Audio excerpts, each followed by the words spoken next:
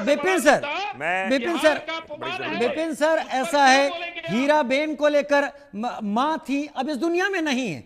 हम लोग तो एक नैतिकता का ख्याल हमारा भारतीय समाज हमेशा से रखता रहा है। वो मां अब इस दुनिया में भी नहीं है।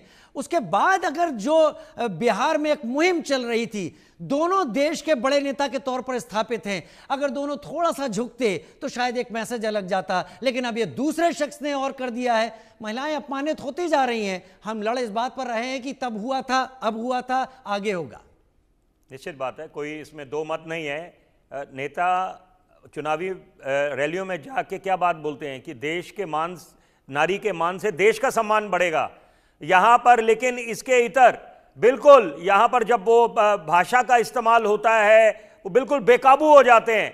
और यहां पर इंसानियत शर्मसार होती है, मानवता शर्मसार होती है। और सबसे बड़ी बात है, जो संदेश जाता है युवाओं को, बच्चों को, कि यहां पर किसी की माओं पे टिप्पणी करी जा रही है या कोई ऐसी मां पे टिप्पणी करी जा रही है जो दुनिया में नहीं है।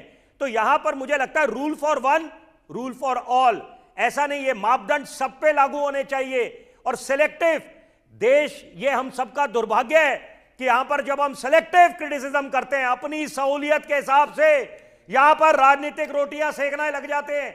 यह मुझे लगता है मंथन का विषय है इस समय और चिंतन का विषय है इस समय कि अगर आपने राजनीति में सुधार लाना है, चुनाव तो जीत जाएंगे आप, लेकिन आप क्या मिसाल कायम करके जाएंगे कि जनता कितनी बारी सोचेंगे और यूट्यूब पे जब वीडियोस देखे जाएंगे कि क्या क्या भाषा का इस्तेमाल हुआ है, तो उसके बाद आप क्या खुद शर्मसार नहीं महसूस करेंगे? मैं नेताओं की तरफ ये इशारा कर रहा हूं, जिस राजनीतिक दल से भी हो, वहां पर यहां पर ये एक दायित्व बनता है सारे नेताओं का कि बोले एक ही स्वर में, स्वर मिलाकर एक मंच पे खड़े हो, बोले जिसने प्रधानमंत्री की मां के बारे में बोला ये अपशब्द बोले, उसकी निंदा, उसके खिलाफ कार्रवाई। उसी तरह से जो ये राजद का नेता, पूर्व नेता, उसने जो टिप्पणी करी उसके खिलाफ कार्रवाई। तो इसका मतलब ये है दोहरे मापदंड नहीं, सिलेक्टिव, इंतजार नहीं कहा या किसका किस राजनीतिक दल से इंतजार नहीं होना चाहिए, इंतजार नहीं होना चाहिए।